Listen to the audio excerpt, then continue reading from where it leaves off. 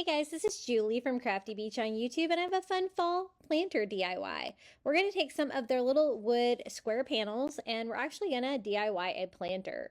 So the first thing I want to do is paint mine. I thought it'd be easier to paint them before I put it together, so I just use a little ivory acrylic and go over all 5 pieces it's going to take to make the planter. And then I also want to have it distressed, so I do that with a little Antique Wax by Waverly, kind of blending it in with a baby wipe to give me a soft distressed ivory look for my DIY planter. Now to put this together, I'm using the little Jenga blocks from Dollar Tree from the toy aisle. I hot glue one on all the way to the edge like that. So that's going to be the bottom piece. And then for the next piece, I'm actually going to glue it on sideways. That way it will glue on more to the side panels than to this panel. And then I'm going to do the same thing here on another one. I go all the way to the bottom, lay it flat. The one next to it, I have on its side.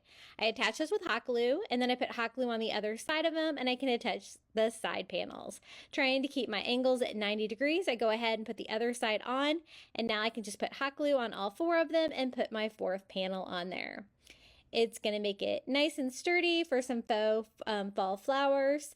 And then I use the 5th one for the bottom. I just glue it onto the Jenga blocks. That's why I went all the way to the bottom with those 4, so I would have something to glue the bottom panel to.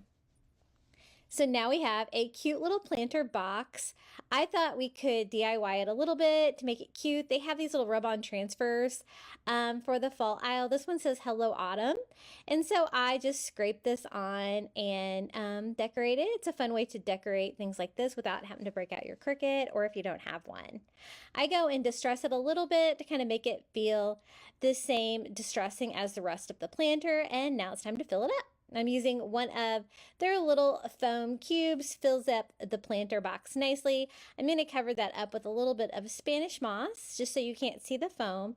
And then we're going to fill it in with fall florals from the Dollar Tree.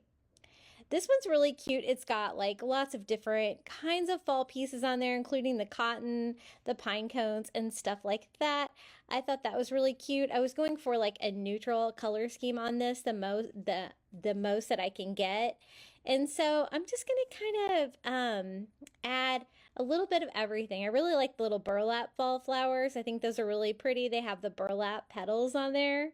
And then I thought some feathers could be fun and to add a little height. I think those are really cool for fall. And this is how it turned out, our Dollar Tree fall planter DIY. It was really easy to make. And if you would like more Dollar Tree DIYs, be sure to check out my YouTube channel at Crafty Beach. And until next time, happy crafting.